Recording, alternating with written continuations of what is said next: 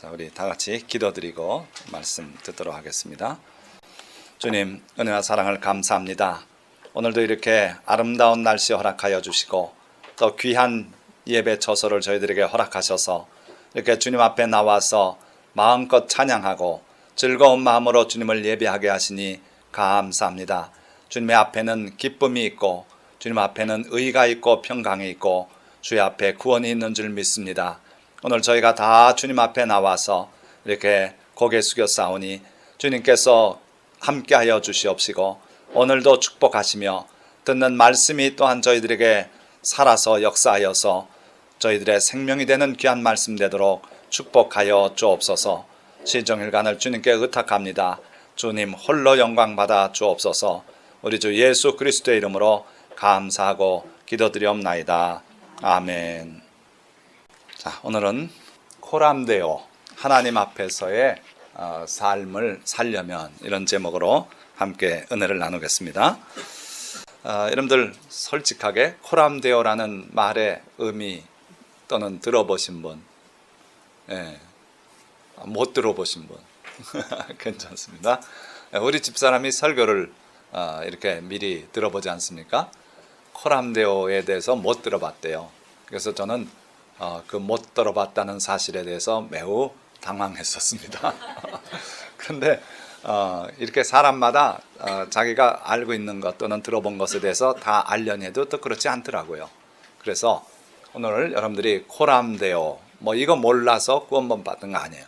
그런데 이 코람데오의 삶을 사실 수 있는, 또 그렇게 사시는 여러분들이 되시기를 축원드립니다.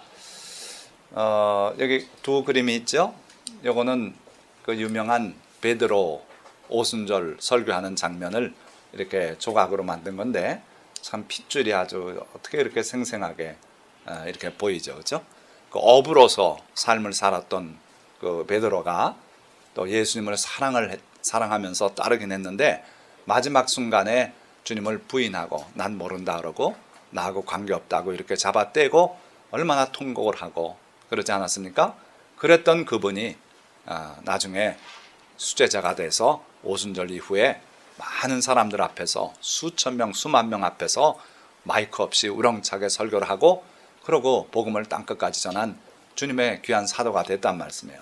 자, 그가 오늘 본문에 읽어보신 것처럼 하나님 앞에서 이런 얘기를 해요. 하나님 앞에서 너희 말 듣는 것이 하나님의 말씀 순종하는 것보다 옳은가 생각해봐라. 그거 너희 정답 나오지 않냐 하면서 아주 담대하게 그렇게 복음을 전했던 바로 하나님 앞에서의 삶을 사는 귀한 주님의 제자죠. 여기는 아브람, 아직 아브라함이라고 불리지 않았습니다. 아브라함이 또 한밤중에 하나님이 불러내셔서 너는 내 앞에 행하여 완전하라.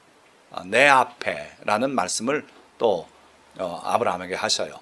그래서 우리가 흘러넘어가기 쉬운 하나님 앞에서 라는 게 도대체 어떤 삶인가, 이걸 오늘 분명하게 아시고 그렇게 사실 수 있는 여러분들이 되시기를 주님의 이름으로 축원드립니다.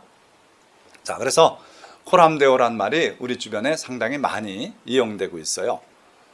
특별히 음악하는 분들은 뭔가 좀 이렇게 인텔리전트하고 그렇죠? 좀 이렇게 뛰어나고 막 이런 그런 거 좋아해요. 그래서 그 이름 붙일 때도 우리 저 사모님이 젊었을 때 그 아주 유명한 합창단 단원이었는데 오라토리오 합창단이에요. 그건 직업 프로들 합창단입니다. 거기에 활동했던 멤버예요. 그래서 국립극장에서 공연할 때 제가 가서 사진도 찍어주고 그랬는데 결혼 생활하면서 이제 못했죠. 그런 식으로 합창단 이름에 저런 코람데오 이런 걸 많이 씁니다. 그래서 코람데오 합창단 제12회 정기 연주회 이런 것도 있고요. 또 보면 교회마다 또 코람데오 성가대가 또 꽤 있어요. 여러 교회에 있습니다. 코람데오라는 게 뭔가 참 아름다운 의미를 주는 것 같아요. 이 학교는 교훈이 아예 정문 앞에 이렇게 돌에 새겨놔서 십자가 모습으로 이렇게 보이면서 코람데오 해가지고 이게 교훈이 돼 있어요. 조금 유치한 것 같지만 그렇지 않습니다. 이게 신학대학교예요. 신학대학교의 교훈이 코람데오. 그럼 코람데오가 도대체 뭐냐? 이게 하나님 앞에서라는 코람이 앞이고 이게 데오가 이게 다 라틴어인데 하나님이란 뜻이에요. 헬라어로는 theo, th 발음으로 되고요. 라틴어로 바뀔 때는 이제 deo, d로 쓰게 됩니다. 그래서 before the face of God, 하나님의 얼굴 앞에서, 원래 의미는 그거예요. 그 히브리 말로는. 근데 그걸 줄여서 하나님 앞에서 이렇게 된 거죠. 그래서 코람데오 이 용어가 한마디로 우리 삶의 자세를 잘 보여주는 말이기도 해요. 그래서 오늘 코람데오의 삶 여기에 대해서 살펴보려고 하는 겁니다. 자, 말씀드린 것처럼 아브라함이 99세 때 하나님께서 그에게 나타나셨어요. 하나님을 섬기고 살던 그 위대한 사람들 매일같이 하나님하고 대화하는 줄 알지만 아니에요. 평생에 몇 번 하나님이 나타나서 말씀하는 그런 정도로 했지만 그 말씀에 의지해서 그는 살아갔던 거예요. 그러니까 99세 때 또 하나님께서 아브라함에게 나타나셨어요. 75세에 나타났고 또 95세 때 나타나고 그 몇 번 더 나타나시긴 했지만 뭐라 그러시면서 말씀하셨냐면 나는 전능한 하나님이라 너는 내 앞에서 행하여 완전하라. 별거 아닌 것 같습니다. 근데 이게 바로 코람데오의 삶을 잘 보여주고 있어요. 그래서 우리가 조금 이따 다시 분석하겠습니다만은 어떻든 아브라함에게 하나님께서는 코람데오의 삶을 요구하셨어요. 명령하셨어요. 그렇게 살라고 하셨어요. 그 다음에 또 오늘 베드로와 요한이 대답하여 이르되 하나님 앞에서 아까 말씀드린 거예요. 너희의 말을 듣는 것이 하나님의 말씀 듣는 것보다 옳은가 판단하라. 우리는 보고 들은 것을 말하지 아니할 수 없다 하면서 담대하게 우리는 하나님 말씀 그대로 전하지 않을 수 없다고 그렇게 말하는 모습이에요. 하나님 앞에서 이 말을 베드로 사도가 아주 용감하게 자신 있게 썼던 겁니다. 그래서 오늘 우리가 이 코람데오를 깊이 한번 보려고 하는 거예요. 자, 우리가 설교 중에 같이 생각할 내용은 첫째, 아브라함에게 명하신 코람데오의 삶, 이게 과연 뭘 뜻하는지 한번 분석을 해보고, 두 번째는 코람데오의 삶을 가로막는 장애물들은 뭐가 있는가. 많은 사람들이 코람데오의 삶을 못 살아요. 그래서 왜, 뭐 때문에 코람데오의 삶을 못 살게 되는가, 이걸 한번 봄으로써 우리가 코람데오의 삶을 살려면 어떻게 살아야겠는가가 또 답이 나와요. 그래서 마지막으로는 코람데오의 삶을 이루려면 어떻게 해야 될 것인가, 이렇게 설교를 내용을 잡았습니다. 자, 그러면 첫 번째, 아브라함에게 명하신 코람데오가 도대체 뭔 의미인가. 대단히 심플해요. 이 본문 중에 코람데오 삶이 잘 드러나 있어요. 보니까 첫째, 나는 전능한 하나님이라, 이 말씀이 코람데오 삶의 기초가 되는 걸 알 수 있어요. 그 다음에 너는 내 앞에서 행하여 완전하라. 아주 간단한 얘기죠. 이게 바로 코람데오 삶의 모든 요소를 다 갖추고 있는 귀한 구절이라 이거예요. 자, 그래서 이걸 한번 분석을 해보니까 첫째, 출발점이 여기 잘 나타나고 있어요. 코람데오의 삶을 딴 데 가서 출발해서는 안 됩니다. 여기서 출발해야 돼요. 경기장에서 심판관이 땅 하면 거기서 달려야지, 나는 여기 실사오니 우리 동네 가서 달리겠어 하면 안 되는 거예요. 그것처럼 출발선에서, 출발점에 반드시 있어야 돼요. 그래야 코람데오 삶이 되는 것이고, 뭐가 출발점인지 조금 이따 보죠. 그 다음에 누가 코람데오 삶을 살도록 말씀하시는가? 아브라함이죠. 그러나 그 아브라함뿐 아니라 그 후대에 오는 모든 믿음의 사람들에게 하나님께서 공히 똑같은 말씀을 우리에게 하시는 거예요. 어떻게 해야 코람데오 삶을 사는지, 최종 목적지가 무엇인지, 이게 이 본문에 다 들어있다 이거예요. 첫째는 출발점이 나는 전능한 하나님이라 그러셨어요. 따라서 우리의 코람데오 삶, 이것은 우리 하나님은 전능하신 하나님이다 하는 인식에서 출발하라 이거예요.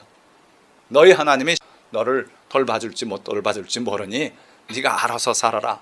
세속적인 출세 비법도 배우고 그렇게 살아가야지, 아이고 나는 다 일일이 못 돕겠다, 이러면 코람데오 삶 필요 없어요. 그러나 하나님께서는 우리에게 나는 전능한 하나님이라, 이 말씀을 하고 코람데오의 삶을 요구하셨어요. 그러니까 여러분들이 이 확실한, 다 그렇게 믿으시는 줄 믿지만 이게 흔들림 없이 어려운 문제가 다가왔을 때도 내 하나님은 전능하신 하나님이다, 여기서 항상 그 문제를 해결하려고 노력하면 돼요. 그래서 코람데오 삶은 딴 거 없습니다. 하나님, 그것도 전능하신 하나님, 나를 사랑하시고 나를 돕길 원하시고 날마다 우리 짐을 지기를 즐겨 하시고 우리의 기도를 들으시는 그 살아계신 하나님, 그분이 내 곁에 계시다. 여기에서부터 이제 코람데오 삶이 시작된다 이거예요. 누구 보고 그렇게 살라고요? 아브라함만요? 아닙니다. 너는 그렇게 살라 그랬는데 그 너에는 바로 여러분이 들어갈 자리가 있는 거예요. 그러니까 여러분들이 그 자리에 함께 들어가서 나에게 하나님께서 그렇게 말씀하신다 이렇게 생각하셔야 돼요. 자, 이때 우리 주변 사람들 둘러보니까 다 아닌 것 같아요. 다 세속적으로 살아가고요. 장로님도 어떤 목사님도 다 이 하나님의 방식대로 안 살고 사람의 방식대로 살더라 이거예요. 그러나 너는 이렇게 살라는 거예요. 그래서 이 코람데오의 개념은 굉장히 우리에게 날카롭게 다가오는 그런 계명입니다. 그래서 다른 사람은 어찌하든 너는 이렇게 살거라 이렇게 주님이 말씀하는 거예요. 어떻게 살라고요? 내 앞에 행하여 완전하라 그랬지 않았습니까? 내 앞에 행하라는 거예요. 이건 뭡니까? 우리의 사고로서 그치면 의미가 없다는 거예요. 우리의 믿음은 행함으로까지 가야 그게 열매가 되는 것이고 주님은 열매를 보고 우리를 판단하시는 분이에요. 그래서 내 앞에 행하거라, 그대로 살거라, 그렇게 실천하거라, 그렇게 해가지고 완전하라 그랬어요. 최종 목적지는 완전이에요. 대충 뭐 되는 건 하고 어려운 거는 주님 형편이렵사오니 넘어가고 이게 아니라 완전하라 그랬어요. 그래서 주님은 우리가 하나님처럼 내가 거룩하니 너희도 거룩하라 그러셨고 하늘에 계신 아버지가 온전하시니 너희도 온전하라고 주님은 그렇게 가르치십니다. 그래서 이게 바로 주님이 우리에게 요구하시는 삶이고 코람데오 삶이에요. 다시 봅니다. 우리의 출발은 전능하신 하나님 그분으로부터 시작을 하는 거예요. 그분이 전능하시고 날 도울 수 있다는 것, 그렇기 때문에 다른 사람들은 어찌 살든 너는 코람데오 삶을 살라고 주님이 부탁하시니 그렇게 살아야 되는 거예요. 그리고 하나님 앞에서 행함으로써 그러면서 주님과 동행하는 게 이게 바로 진정한 코람데오의 삶이에요. 아무리 성경을 꿰뚫고 알고 신학을 빠삭하게 갖추고 설교를 해대도 자기가 그 삶을 못 살면 코람데오 삶이 아니라는 거예요. 그리고 최종 목적지는 완전하라. 처음엔 실수도 많습니다. 우리 시한이 우리 교회에서 얼마나 여러 번 이 상에 부딪혔습니까? 그러면서 넘어지면서 부딪히고 울고 그러다 이제는 잘 안 부딪혀요. 키가 벌써 쑥 자랐어요. 지혜가 점점 자라가면서 똑똑해지고요. 떼쓸 줄 알고 이러면서 이제 점점 자라가는 겁니다. 그래서 결국은 완전하게 다시는 넘어지지 않고 이제는 온전하게 서고 그러고 사람 굿이라는 그런 사람이 돼야 되지 않겠습니까? 우리의 삶도 결국 최종 목적지는 완전한데 어디까지 완전하냐면 우리 하나님처럼 완전하게 그렇게 되라는 거예요. 감히 우리가 어떻게 하나님처럼 됩니까? 하나님은 그렇게 될 수 있다고 우리를 초청하신 거예요. 자, 거기에 그런데 장애물이 있습니다. 오늘은 이제 장애물을 잘 이해하셔야 돼요. 자, 이 길이 지금 코람데오의 삶으로 살아가는 길입니다. 근데 나무가 하나가 이렇게 쓰러져서 길을 가로막고 있습니다. 바로 코람데오의 삶에 크게 진행을 완전히 불가하게 만드는 이러한 장애물들이 있다 이거예요. 그러나 이 장애물이 아무리 우리를 가로막더라도 불가능한 걸 주님께서 우리에게 요구하시는 건 아니지 않습니까? 그러니까 이 장애물을 치우는 방법이 또 있어요. 이겨내는 길이 있습니다. 그래서 오늘 여러분들이 설교를 잘 들으시고 내가 진정으로 코람데오 삶을 어떻게 살아야 할지 그 답을 여러분들이 얻으시기 바라요. 자, 주님께서는 이 코람데오 삶의 요소를 두 가지를 말씀하십니다. 첫째는 은밀해야 하는 코람데오 삶을 얘기하세요. 자, 우리가 나름대로 많은 선행을 하고 주님이 기뻐하시는 믿음의 삶을 삽니다. 그 모든 것들, 이거는 은밀해야 한대요. 그래서 사람에게 보이려고 하지 마라. 그들 앞에서 너희 의를 행하지 않도록 주의하라.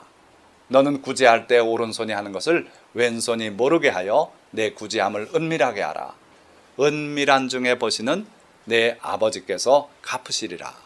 그러니까 우리의 선행은 은밀하게 하라는 거예요. 이게 하나님 앞에서의 삶이에요. 그러니까 하나님 앞에서의 삶, 코람데오는 첫째로 은밀하게 선행을 해야 그게 하나님 앞에서의 삶이라는 거예요. 자, 여기선 구제에 관해서 말씀했는데 또 너희는 기도할 때 또 마찬가지예요. 사람들 보라고 길거리에서, 시장 어귀에서, 성문 앞에서 기도하는 거 별 의미 없다는 거예요. 은밀한 중에 보시는 아버지께 골방에 들어와서 문을 닫고 그러고 기도해라. 그러면 하나님께서 들으실 것이다. 상 주실 것이다. 또 금식할 때도 남들 앞에 나 금식합니다 하는 거 나타내려고 세수도 안 하고 인상 찌그리고 머리빗도 안 빗고 이러고 나가서 웬일이십니까? 금식 중이라 뭐 이러고 하면 이거 죄다 헛거다 이거예요.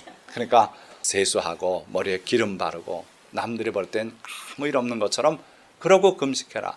그래서 은밀한 중에 보시는 너희 아버지께서 갚으시게 해라. 이게 바로 코람데오 삶의 기본 원리예요. 그러니까 사람 본다고 사람 앞에서 사람 보라고 그렇게 사는 것은 코람데오 삶이 아니라는 거예요. 자, 그러나 때로는 주님께서 우리에게 사람 앞에서의 코람데오 삶을 요구하세요. 그건 뭐냐면 너희가 사람 앞에서 나를 시인하면 나도 하나님 앞에서 너희를 시인할 것이요. 너희가 사람 앞에서 나를 부인하면 나도 하나님 앞에서 너희를 부인하겠다고 분명히 말씀하셨어요. 이건 공적인 경우에 내가 많은 사람들 앞에서 우리 하나님의 영광을 드러내고 이런 삶을 살길 또 원하셨어요. 그러니까 선행은 은밀하게 아무도 모르게 하고 또 공적인 장소에서 내가 꼭 이 말을 해야 될 것 같으면 그 말을 해서 하나님의 영광을 드러내고 이렇게 하라는 거예요. 베드로가 제사장 무리들이 협박을 하고 그리고 다시는 예수의 이름으로 말하지도 말고 전하지도 말라고 그렇게 할 때 담대하게 하나님 앞에서 너희 말 듣는 게 옳은지 하나님의 말씀을 듣는 게 옳은지 생각해봐라. 그러니까 많은 사람들 앞에서 담대하게 얘기해야 될 건 하는 것이 바로 코람데오 삶이다 이거예요. 어떤 분들은 자꾸 은밀한 중에 하는 것만 코람데오로 생각하는데 그게 아니라 은밀한 중에서 우리의 선을 행하고 또 공적인 장소에서 또 드러낼 수 있는 그러한 용기가 바로 코람데오의 삶이에요. 자, 하나님께서 아브라함 보고 나는 전능한 하나님이라 너는 내 앞에 행하여 완전하라고 그렇게 말씀하시는데 과연 그 말씀이 현실성이 있는 말씀입니까?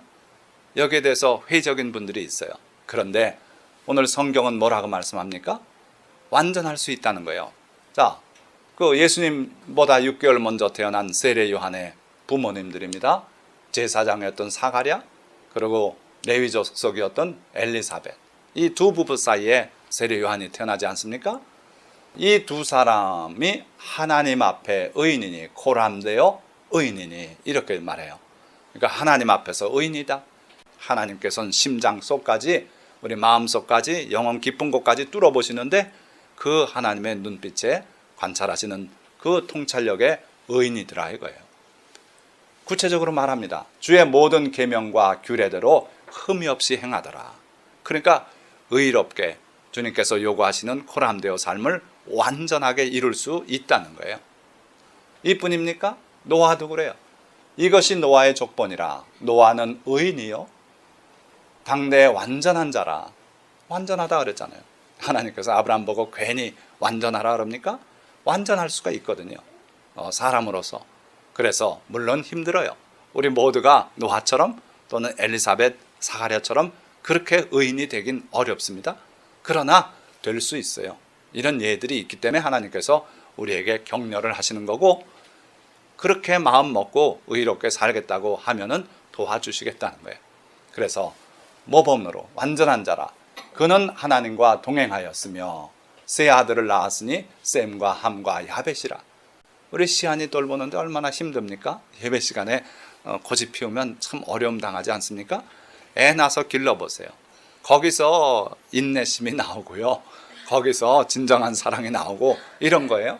굉장히 힘들어요. 기저귀 요즘 일회용 기저귀도 있지만 우리 때는 애 넷 다 기저귀 빨아서 길렀어요. 그러다 보니까 참 참을성도 생기고 이렇게 되는데 노아도 그랬어요. 아들을 셋을 낳아서 기르면서 하나님과 동행했대요. 그 애들 뒷바라지 어렵고 피곤하고 그런데도 또 주님 앞에 기도할 시간엔 기도하고 이렇게 했다는 거예요. 그래서 그가 의인인 거예요. 할 일 다 하면서도 그렇게 했어요. 세상 등지고 수도 흔들어가면 다 거룩한 도사처럼 될 수 있습니다. 그런데 자기의 삶을 살면서 그렇게 사는 건 쉽지 않아요. 그런데 노아는 그런 사람이었어요. 그때에 온 땅이 하나님 앞에 부패하여 포악함이 땅에 가득한지라. 이런데 노아는 의인이었다 그랬어요. 그래서 하나님께서는 주변 사람이 다 부패해도 너는 그렇지 않을 수 있다. 이게 하나님께서 여러분들을 보는 시각이에요. 세상 다 그렇다고 해서 야 너도 할 수 없다. 가서 죄 짓거라. 이러시지 않아요.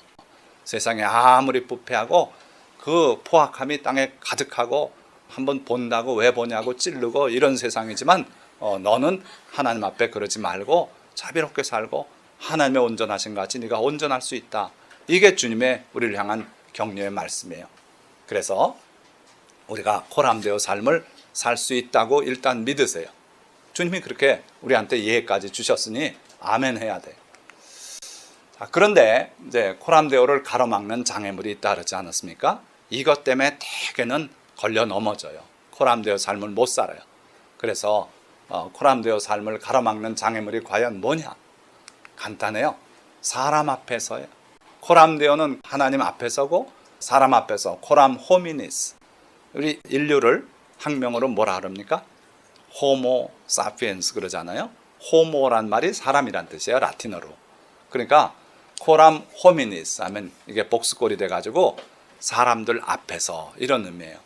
그러니까 우리가 살다 보니까 사람의 인정도 받아야지요. 사람이 나를 존경도 해줘야죠. 뭐 이러한 관계 속에 살기 때문에 요게 잘못하면은 이렇게 코람데오의 길을 막는다 이거예요. 사람 앞에서 사람을 인식하고 사람 때문에 내가 하나님 앞에서 삶을 멈칫하고 그러고 중단하고 이럴 수가 있다는 거예요. 그래서 여러분들 꼭 기억하시고 사람 앞에서 이 문제를 어떻게 우리가 해결해야 될 것인가 이 답을 얻어야 돼요. 사람에 대한 두려움 또는 사람 앞에 영광, 사람이 나를 칭찬해주고 잘한다 그러고 이런 거 인정받는 거 또는 왕따 당하기 싫어서 그래서 많은 사람들이 코람 호미니스 앞에서 무너져요. 자, 대표적인 사람이 사울 임금이고요. 우리가 사랑하는 베드로 사도도 한때는 사람 앞에서 실수하고 주님을 부인하고 그렇지 않습니까? 코람 호미니스 문제를 쉽게 볼 게 아니라는 거예요. 그래서 구체적인 예를 몇 개 한번 살펴보도록 합니다. 자, 코람 호미니스의 사람 사울 왕이에요. 하나님조차도 이 사람을 귀하게 여겨서 이스라엘 백성의 왕으로 세웠어요. 처음에 왕으로 세울 땐 사울이 얼마나 겸손했는지. 그런데 세월이 가면서 차츰 변질이 됐어요. 이건 무서운 거예요. 사무엘에게 사명을 주셨어요. 아말렉을 진멸하거라. 잘 듣고 전쟁하러 나갔습니다.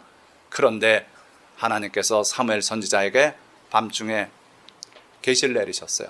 내가 사울 임금 세운 걸 후회한다. 그가 내 뜻을 준행하지 않고 지 멋대로 한다. 하나님께서 버리시겠다니까 안타까워서 하나님 앞에 부르짖었어요. 그러고서 사울 왕이 돌아오는데 마중 나갔습니다. 그런데 저기서 벌써 소 우는 소리, 양의 음매거리는 소리, 별소리가 다 시끄러운 소리가 들리면서 다가오는 거예요. 그래서 이게 웬일인가? 진멸하러 가서 웬 소소리가 들리는가?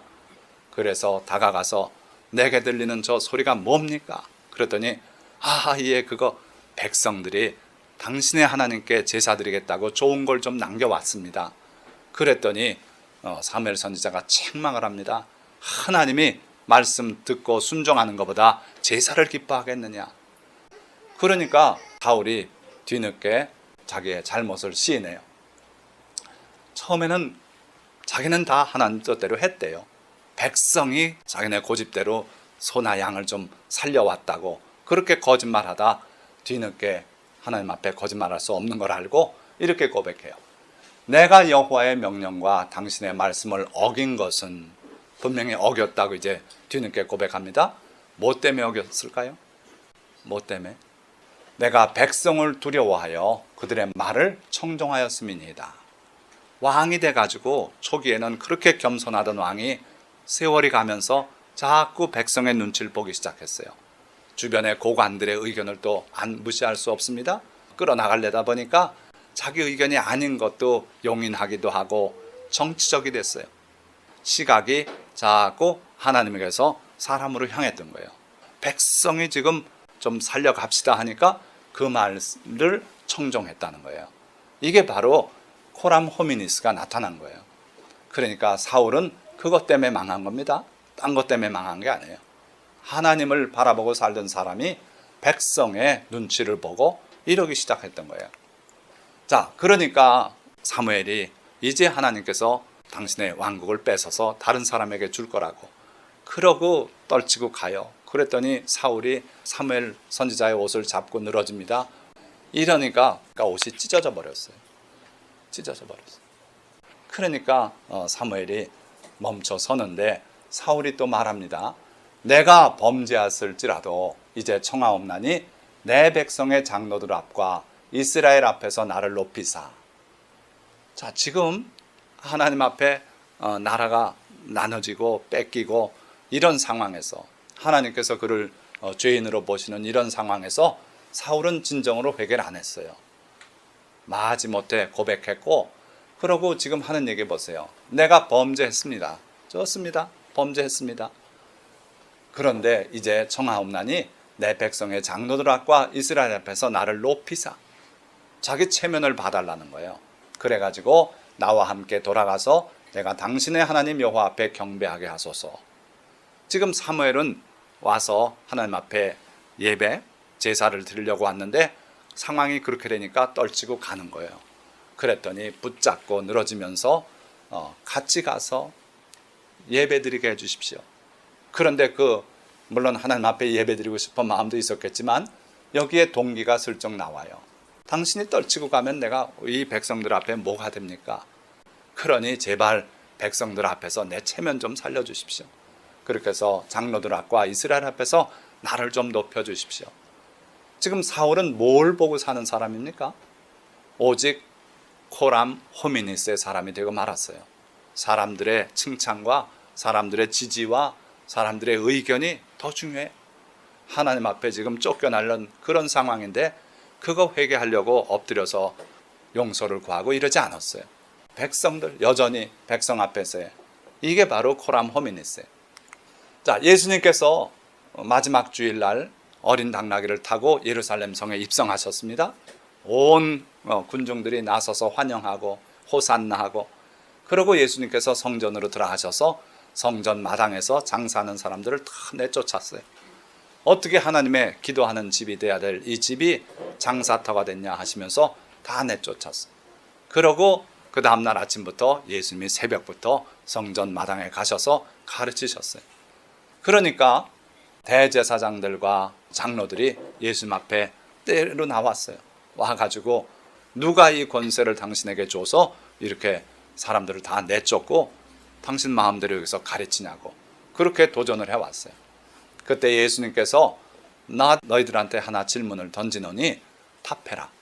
너희가 답을 하면 나도 무슨 권세로 이 일을 하는지 말하겠다고 그렇게 말씀하고, 세례 요한의 세례가 하늘로부터냐 사람으로부터냐 답해라 이렇게 질문을 던지셨어요.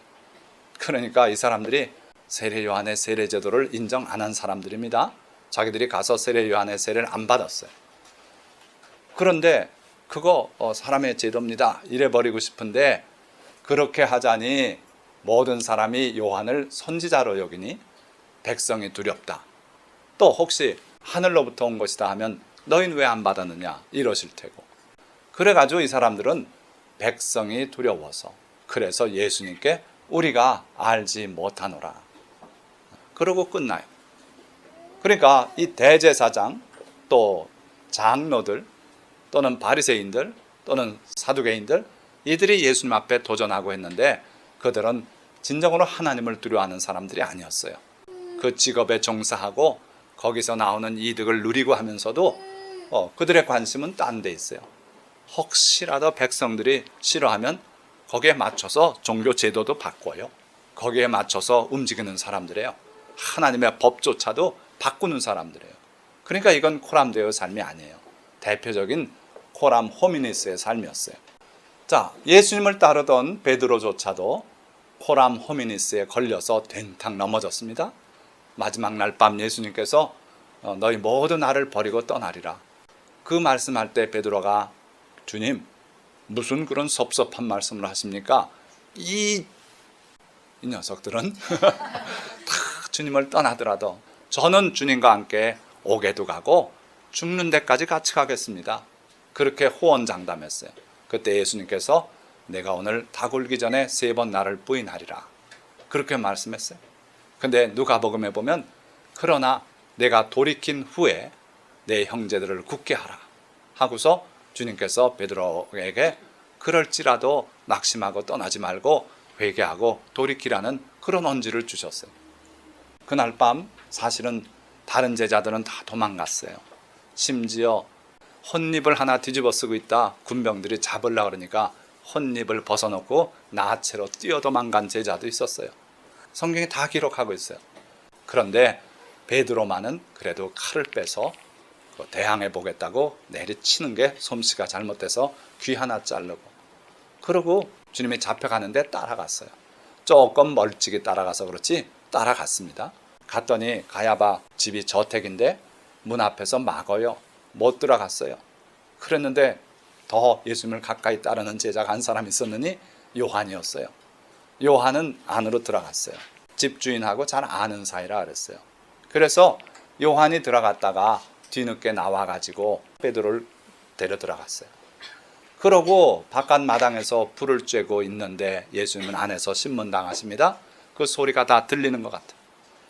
그런데 베드로는 모른 척하고 불 쬐고 있는데 한 여종이 와서 이분 갈릴리 사람이고 예수님 따르던 사람인데요. 그러니까 야, 너 무슨 말 하는 거냐?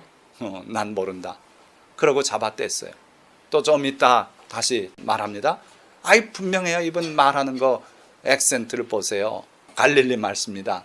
틀림없이 이 사람 같이 다녔습니다. 그러니까 나는 네가 무슨 말 하는지 모르겠노라. 그리고 나중에는 사람들이 다 같이 맞아 이 사람 예수님과 함께 있던 사람이라고 알아보고 얘기를 해요. 그러니까 저주하고 맹세하여 나는 아니라 그랬어요. 그 저주는 예수님 저주한 건 아닐 거예요. 내가 만약 거짓말하면 우리 3대가 거짓 생활할 거다든지 뭐 그런 식으로 저주하고 저주를 스스로 불러들이고 맹세해서 그 위기를 모면했어요. 그럼 아니네. 잘못 봤네. 이러고 넘어갔는데 닭이 알아요. 닭이 꺾어대 하니까 예수님께서 닭 올리기 전에 내가 나를 3번 부인하리라. 그 말이 생각나서 나가서 심히 통곡했어요. 보통 사람 같으면 그러고 어떻게 예수님을 또 따라다니겠습니까? 3번이나 그것도 계집종 앞에서 저주하고 맹세까지 하고 그러고 넘어졌어요. 베드로는 왜 그랬습니까? 인정받고 싶었어요? 그거 아니고 코람 호미니스가 때로는 내 목숨의 위협, 내가 버림받고 왕따당하고 그런 것이 두려워서 마지못해서 또 하나님 앞에서 삶을 포기하는 길이 있다는 거예요. 그래서 이 베드로가 겪었던 것은 죽음의 두려움이고 버림받는 왕따되는 그 두려움, 사람 앞에서의 두려움 때문에 결국 넘어지고 말았어요. 자, 우리가 여기서 코람 호미니스의 정체를 한번 봐야겠어요. 그 코람 데오의 길을 가로막는 코람 호미니스, 도대체 뭐길래 저렇게 많은 사람을 넘어지게 하는가 보니까요, 세상에 대한 사랑과 탐욕이 코람 호미니스예요. 사울은 그 왕의 자리가 해보니까 좋았어요. 처음엔 왕 되는 걸 그렇게 부담스러워하다가 돼보니까 점점 왕 자리가 좋아졌습니다. 내 자식도 왕을 물려줘야지. 이러면서 이제는 백성들의 눈치를 보기 시작했어요. 그래서요, 세상에 대한 사랑 또는 애정 또는 그 자리에 대한 욕심, 이런 것들이 코람 호미니스가 되더라는 거예요. 이 대제사장들도 얼마나 좋습니까? 모든 백성들이 제사장님 하지요. 존중해 주죠. 먹을 거 갖다 두죠. 그러고 성전 마당에서 장사하는 사람들에게서 나오는 상권이 많지요. 아주 부하게 살았어요. 가야바의 집에 정원이 크고 건물이 우람하고 그랬던 겁니다. 그래서 그게 코람 호미니스의 정체예요. 하나님을 섬기고 따라가는 길이 때로는 고달플 수 있어요. 그런데 하나님 바라보는 시각을 세상으로 돌리면, 나한테 절 한번 하면 이 모든 영광을 너에게 주겠다는 사탄의 유혹이 거기 있는 거예요. 그래서 세상에 대한 사랑과 탐욕이 코람 호미니스고, 또 때로는 위협이 가해져요. 내 말 안 들으면 죽을 수도 있다는 거예요. 그러니까 죽음에 대한 두려움이 또한 코람 호미니스가 돼서 우리에게 다가왔어요. 자, 그런데 예수님은 몸은 죽여도 영혼은 능히 죽이지 못하는 자들을 두려워하지 말라 그랬어요. 자, 진정으로 두려워할 분은 몸과 영혼을 능히 지옥에 멸할 수 있는 그를 두려워하라. 진정으로 두려워할 분은 그분이다. 그러니까 사람 두려워서 그렇게 떨지 마라. 이게 이제 코람 호미니스에 대한 주님의 경고의 말씀이에요.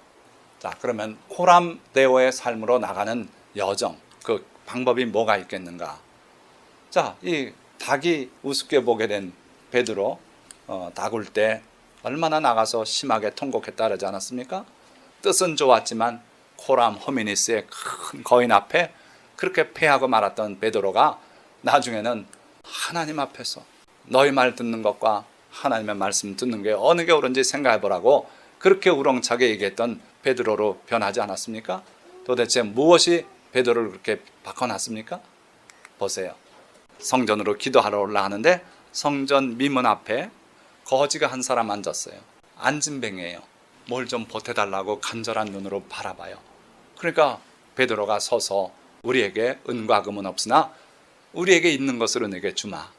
나사렛 예수 그리스도의 이름으로 일어나 걸어라 하고서 손을 잡고 일으켜줬어. 그랬더니 이 사람이 벌떡 일어나서 다리에 힘을 얻고 껑충껑충 뛰면서 소리 지르고, 그러고 베드로와 요한이 기도하러 가는 중이라 가니까 따라갔어요. 어디로 갔습니까? 성전 안으로 갔어요. 베드로와 요한이 성전 안에서 기도하고 그러고 말씀을 전하기 시작해요. 그런데 그때 대제사장 장로들이 뭔가 하고 와봤어요. 와 들어보니까 예수님의 부활에 대해서 얘기하고 예수 믿고 영생 얻는다 그러니까 베드로와 요한을 체포했어요. 데려다가 자기네들끼리 궁리하고 신문하고 했는데 결론은 이거예요.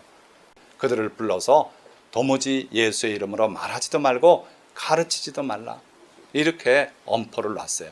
그때 베드로가 아까 말한 그 말을 하는 겁니다. 하나님 앞에서 너희 말 듣는 것이 하나님의 말씀을 듣는 것보다 옳은가 판단하라. 분명하게 하나님 앞에서의 삶을 베드로는 이제 살고 있는 거예요. 나는 하나님 앞에서 우리가 보고 들은 것, 예수님께서 우리 보고 전하라는 것 전하지 않을 수 없다고 그렇게 말하는 거예요. 그런데 이 관리들은 백성들 때문에 그들을 어떻게 처벌할지 방법을 찾지 못하고 다시 위협하여 놓아주었으니 참 대비되지 않습니까? 하나님 앞에서의 당당한 자세를 가진 베드로와 사람들 때문에, 백성들 때문에 이러지도 저러지도 못하고 전전긍긍하는 그 관리들의 모습이 참 대비돼서 잘 보여요. 자, 그러면 코람데오의 삶으로 나가는 길을 말씀드리기 위해서 이 얘기를 한 건데, 도대체 무슨 일이 있었길래 이 베드로가 왜 이렇게 갑자기 변했습니까? 닭 올리기 전에 3번이나 주님을 모른다 그러고 부인까지 하고 맹세하고 그랬던 사람이 어떻게 이렇게 담대해졌습니까? 자, 보세요.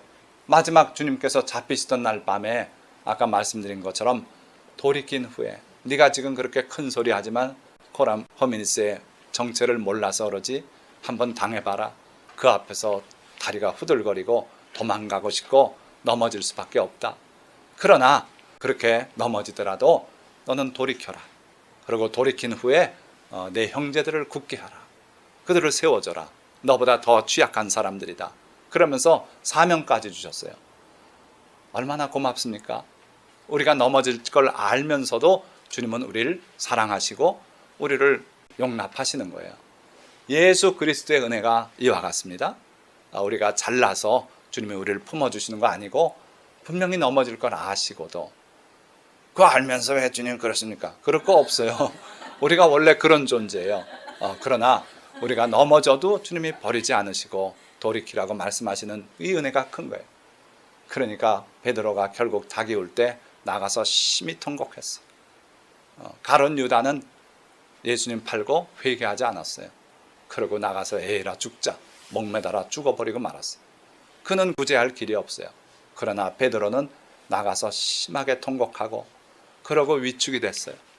그때 예수님께서 3일 만에 부활하시고 천사를 통해서 막달라 마리아에게 말씀합니다.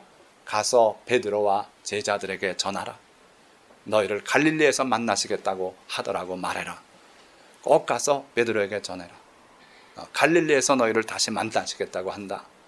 가서 전해라. 그렇게 해서 예수님께서 갈릴리에서 베드로를 다시 만납니다. 예수님께서 갈릴리에 먼저 가셨어요. 제자들도 가서 예수님 나타나길 기다리는데 예수님은 안 나타나고 속절없이 시간은 갑니다. 그래서 베드로가 나는 고기 잡으러 간다. 나 같은 놈이 뭔 예수님의 제자가 되겠다고. 예수님 따라 나서서 이게 뭔 꼴인가. 이제 다시 나는 고기 잡는 지휘로 돌아간다. 그러니까 다른 제자들도 나도 해서 같이 고기 잡는 상황이 벌어졌어요. 근데 밤새도록 고기를 잡는데 고기가 잡힙니까? 안 잡혀요. 새벽에 저기 안개가 끼어있는 호수변에서 누가 소리쳐요. 얘들아, 너희들에게 잡은 고기가 좀 있느냐? 없습니다. 깊은 데로 가서 그물을 내려라. 베드로가 누가 말하는지 모르고 깊은 데로 가서 그물을 내렸더니 그물이 에워지게 잡혔어요. 그때 요한이 주님이시다. 그러니까 베드로가 겉옷을 두르고 그러고 물에 뛰어들어서 헤엄쳐서 다른 제자들은 고기 수습하느라고 정신없는데 베드로는 여전히 주님 사랑이 뛰어나요. 그래서 헤엄쳐서 주님 앞에 나갔어요. 갔더니 주님께서 이미 숯불을 피워놓으시고 거기 떡과 생선을 구워놓고 기다리고 계세요. 그러면서 베드로가 어쩔 줄 모르고 있으니까 너희가 잡은 생선을 좀 가져오너라. 그 베드로가 가서 자기가 잡은 거 갖다가 주님께 드리고 그러고 아침을 다 먹었어요. 베드로는 주님 얼굴을 볼 수 없는 처지입니다. 그 잡혀가서 신문당하고 할 때 모른다고 잡아떼고 이랬으니 얼마나 주님 보기가 어렵겠어요. 그때 예수님께서 너 그날 밤 나한테 말한 거 기억나니? 내가 이 모든 사람보다 나를 더 사랑한다 그랬지 않냐? 이 사람들이 사랑하는 것보다 네가 내 사랑이 더 크다고 하지 않았냐? 내가 나를 사랑하느냐? 물었어요. 그랬더니 제가 주님을 사랑하는 줄 주님께서 아십니다. 한참 시간이 지난 다음에 또 물으세요. 내가 나를 사랑하느냐? 주여, 제가 주님 사랑하는 줄 주님이 아십니다. 마지막에 세 번째 또 물으세요. 이게 헬라어로 보면 참 은혜되는데 처음에 이 모든 사람들보다 나를 더 사랑하냐? 아가파오, 나를 사랑하느냐? 아가페 사랑으로 사랑하냐가 물어요. 베드로가 제가 주님을 필레오 하는 줄 주님이 아십니다. 친구로서 주님 좋아하는 정도입니다. 제가 무슨 주제에 아가페 사랑을 합니까? 그리고 말을 돌리는 거예요. 그런데 주님께서는 놓지 않으시고 두 번째 또 내가 나를 아가페 하느냐? 이번엔 다른 사람들에게 비견 버리셨어요. 그거 내려놓고 내가 나를 아가페 하느냐? 베드로가 또 제가 주님을 필레오 하는 줄 주님이 아십니다. 그냥 친구로서 좋아하는 정도입니다. 저는 아가페라는 건 저하고 관계없습니다. 제가 그런 거 할 주제가 아닙니다. 그렇게 말하는 거예요. 한참 있다 주님께서 세 번째로 내가 나를 필레오 하냐? 너 필레오 한다고 자꾸 말하니까 그거는 사실이냐? 묻는 거예요. 그때 베드로가 주님께서 세 번이나 물으시는 걸 보고 걱정이 됐다 그랬어요. 야, 내가 필레오 한다고 하는데 내가 주님 아가페 한다 그랬다 실패했는데 이거마저 또 실패하면 내가 뭐가 되겠는가. 그래서 주여 모든 것을 아시오니 제가 주님을 필레오 하는 거 주님이 아시지 않습니까? 그렇게 대답해. 그러니까 예수님께서 내 양을 먹여라. 이렇게 해서 베드로가 다시 세움 받았어요. 주님을 세 번 모른다고 부인하고 세 번 주님의 사랑하느냐 이 말에 답변하고 그러고 다시 섰어요. 그러나 이거 가지고 부족해요. 여러분들 이걸로 다 된 줄 알지 마세요. 분명하게 주님께서 회복시켰어요. 그 세 번의 부인을 다 덮는 세 번의 사랑 고백을 하게 하시고 그렇게 하고 베드로에게 자기 양을 먹이라고 하셨는데 그러나 주님이 마지막 당부가 있어요. 다시 예루살렘으로 제자들을 부르시고 너희가 이 성을 떠나지 말고 내 약속한 바 성령을 기다려라. 성령이 임하시면 너희가 권능을 받고 땅끝까지 이르러 내 증인이 되리라. 그렇게 당부하셨어요. 그래서 제자들이 순종해서 예루살렘에서 마가 다락방에서 기도에 전념했어요. 기도를 하루 이틀 한 게 아니라 열흘이 되도록 기도했습니다. 그날이 언제 올지 몰라서 그냥 열심히 기도했어요. 그랬더니 오순절날 성령이 임하셨어요. 성령께서 임하셔서 바람 같은 소리가 들리고, 그리고 불의 혀같이 갈라지는 형상이 사람마다 머리 위에 있고, 성령이 말하게 하심을 따라 방언으로 말하기 시작했어요. 온 동네 사람들이 놀라서 왔습니다. 새벽이에요. 예루살렘이 국제적인 도시라 여러 나라에서 살던 사람들이 다 몰려왔는데, 어떤 사람 한국 살던 유태인이 왔더니 한국말로 오 하나님이시여 이러면서 막 기도하는 소리 듣고, 러시아 사람 왔더니 이놈 스키저놈 스키 하면서 기도하는 소리 들리고, 그래서 이게 웬일이냐 그랬더니 베드로가 대표로 일어나서 이상하게 생각 마라.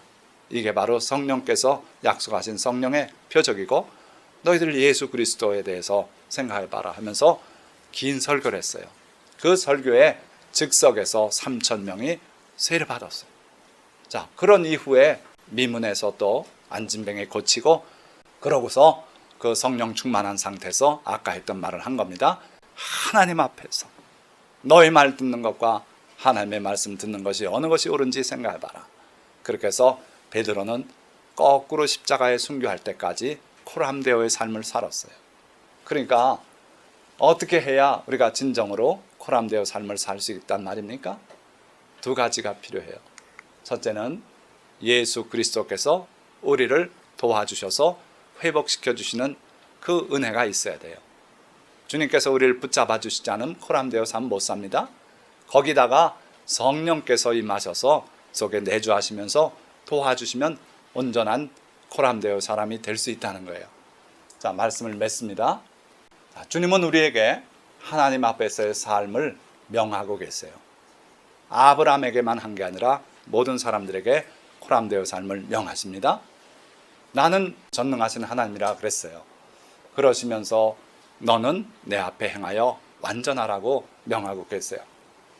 자, 하나님께서 할 수 없는 걸 하라 그러시는 분은 아니에요. 분명하게 코람데오 이게 불가능하지 않기 때문에 그렇게 명하고 계신 겁니다. 다만 결코 쉬운 길도 아니에요. 그래서 많은 사람들이 코람데오의 삶을 살 듯이 하다가 다 코람 호미니스에 걸려서 넘어져요. 사울 임금이 그랬죠. 또 주님을 사랑하던 베드로조차도 코람 호미니스 앞에 무참하게 넘어지고 말아요. 그러나 자비로우신 주님이 베드로를 회복시키시지 않습니까? 그러고 성령이 임하시면 바로 능력을 받고 코람데오의 삶을 살고 주님의 증인이 될 수 있는 거예요. 우리 교회는 매우 이성적인 교회예요. 그러나 하나님의 성령의 역사는 비둘기 같으면서 역사하시는 그런 면이 또 있어요. 우리 외할머님이 그랬어요. 아주 조용하고 방언도 안 하시고 그런 분인데 가서 손 얹고 기도하면 귀신이 다 항복하고 조용한 분이었어요. 저는 외할머니 무릎에 앉아서 외할머니 주머니 빼먹고 이야기 듣고 이러면서 자라서 잘 알아요. 아주 잔잔하고 조용한 분이에요. 그러나 성령께서 그분과 함께 하셨어요. 그래서 권능을 나타냈어요. 그러니까 우리 교회는 아마 그런 교회일 가능성이 커요. 조용하고 비둘기 같은 성령께서 오셔서, 사도 바울도 그러지 않았습니까? 성령의 은사를 얘기할 때 제일 먼저가 지혜의 말씀의 은사, 지식의 말씀의 은사, 그러면서 쭉 내려가서 제일 밑에 가서 능력 행하는 것, 병 고치는 것 이렇게 나와요. 그래서 말씀의 은사가 임한 게 큰 하나님의 은사인 줄 아시기 바랍니다. 여러분들이 다 그런 사람이 되시길 축원드려요. 하나님의 말씀에 능통하고 또 성경을 읽고 펼쳐놓고 공부할 때마다 깨달음이 오고, 이렇게 되면 그걸 여러분들이 전하세요. 그걸 전하고 주의 말씀을 증거할 수 있는 그런 사람이 되시기 바랍니다. 자, 우리 모두 주님의 도우심과 성령 충만으로 코람데오의 삶을 이뤄나가시기를 주님 이름으로 축원드립니다. 기도하겠습니다. 주님, 은혜와 사랑을 감사합니다. 오늘도 이 말씀 사랑 교회 위에 주께서 귀한 축복을 주신 줄 알고 감사합니다. 우리에게 코람데오의 삶을 살라고 명하시니 감사합니다. 우리가 그러한 삶을 살 수 있을 거라고 주님께서 우리를 바라보시니 감사합니다. 주님, 아브라함에게 임하셔서 나는 전능한 하나님이라, 너는 내 앞에 행하여 완전하라고 하신 그 음성이 우리에게 들리게 하여 주시고, 우리가 세상 사람들 다 사는 대로 살지 않게 하시고 하나님 앞에 온전한 사람 되어 주님의 영광 드러내는 그러한 귀한 삶을 살도록 축복하여 주옵소서. 우리가 우리 스스로 보기에도 우리의 모습이 아직 그렇지 못함을 고백합니다. 그러나 주님께서 우리를 회복시키시며 우리와 함께 계시며 주 성령께서 우리를 인도하실 때 우리가 그러한 삶으로 변화될 줄 믿습니다. 주여 역사하여 주시고 이 말씀 사랑교회가 일어나서 대한민국을 새롭게 하는 그러한 교회 되게 하여 주옵소서. 온 세계 땅끝까지 주님의 코람데오의 삶을 전하는 그러한 귀한 교회가 되도록 축복하여 주옵소서. 우리 주 예수 그리스도의 이름으로 감사하며 기도드리옵나이다. 아멘. 우리 받으신 말씀 기억하면서 한 2, 3분간 주님 앞에 기도하는 시간 갖겠습니다. 여러분들의 고백이 주님 앞에 드려지길 바랍니다. 기도하겠습니다. 주여, 감사하고 영광을 돌립니다. 우리의 부족함을 덮으시고 우리가 주님 앞에 넘어질지라도 주께서 우리를 붙잡아 다시 세워주시며 코람데오의 길을 다시 걸어가도록 불러주시는 주님을 찬양합니다. 주여, 베드로가 넘어졌을지라도 그가 주님 앞에서 통회하고 그 마음을 찢으며 아버지 통곡할 때에 주께서 그를 다시 일으키신 걸 봅니다. 아버지, 우리도 주님 앞에 회개하며 주님의 은혜 가운데 다시 들어갈 수 있도록 축복하여 주옵소서. 우리가 주님 앞에 마음을 가다듬고 아버지 하나님의 길로 다시 나갈 수 있도록 주여 세워 주옵소서. 코람데오의 사람이 되게 하여 주시고 코람 호미니스의 길을 떠나도록 주여 축복하여 주옵소서.